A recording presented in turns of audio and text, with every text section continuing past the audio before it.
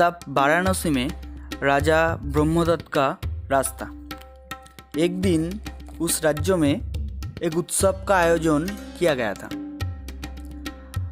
और राज्य में रह रही सभी लोगों को इनवाइट भी किया गया था। उन सबको ये बोला गया था कि जब राजभवन से जोर जोर से ढोलक बजेगा तभी सबको उत्सव के लिए आना है। सभी लोग बहुत खुश थे कि अभी जोर से ढोलक बजने लगा और सभी ने देर न करते हुए राजभवन के लिए निकल गया।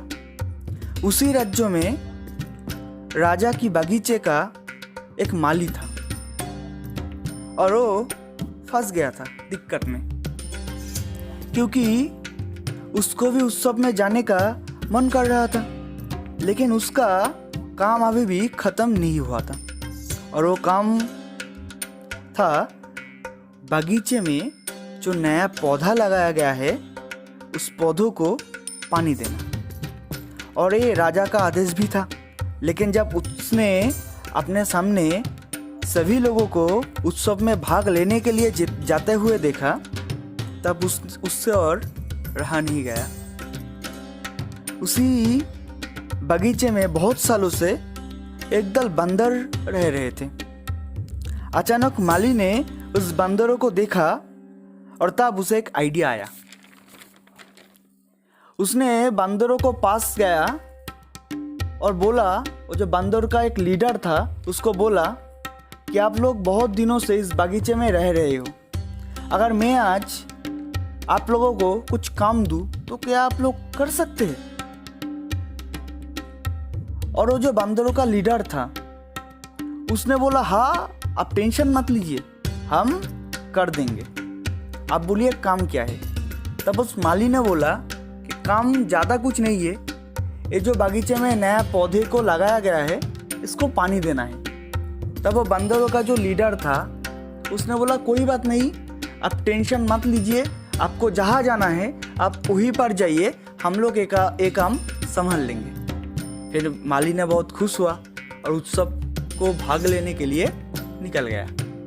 अब बंदरों का जो दल है वो काम में लग गया, लेकिन उसके सामने अचानक एक प्रॉब्लम आने लगा। क्या प्रॉब्लम?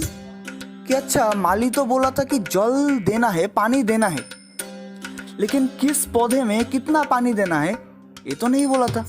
अब एक कैसे मेजर करें हम लोग? तब सबने मिलकर बंदरों का जो लीडर था उसके पास गया कि आप ही कुछ बताइए। तो बंदरों का लीडर बोला, ये कोई बात हुआ पूछने के लिए? ये कोई प्रॉब्लम हुआ?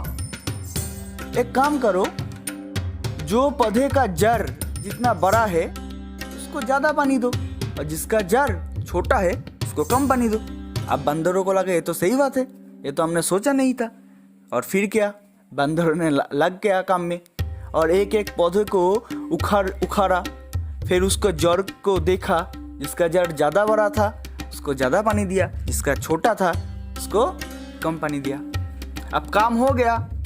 अब कुछ देर बाद माली भी लौट आए और लौट आने के बाद उसने देखा कि सत्यानाश हो गया। बागीचे की सारे जो नया पौधे थे वो उखड़ के रखा हुआ था। तब उसको आपका काम का पछतावा होने लगा। दोस्तों, हम इस स्टोरी से दो चीज़ें सीख सकते हैं। पहला, कि अगर आपको कोई काम ठीक से करना नहीं आता तो किसी से क्वेश्चन पूछ लीजिए जो इस काम को कर सकते हैं, क्योंकि अगर आप ओवर कॉन्फिडेंस में कोई काम को करने जाएंगे फिर काम से ज़्यादा बर्बादी होगी। और दूसरा, किसी गधे को अगर आप मोटिवेट करेंगे तो मोटिवेटेड गधे बन जाएंगे, इंसान नहीं बनेंगे। उसको पहले नॉलेज की आवश्यकता है और नॉलेज अगर उसके अंदर होगा तो ऑटोमेटिक मोटिवेट हो जाएगा। अगर आपको हमारा स्टोरी पसंद आया तो लाइक कीजिए, फैमिली मेम्बर और फ्रेंड्स के साथ शेयर कीजिए और हमारा चैनल को सब्सक्राइब कीजिए, क्योंकि हम लोग रोज़ाना आपके लिए ऐसे ही कुछ स्टोरी लाते रहे जिससे आपका लाइफ का स्ट्रेस कम हो और आपका सब सक्सेस आपका पास हो। तो मिलते हैं अगले वीडियो में, तब तक के लिए good bye, stay home, stay safe.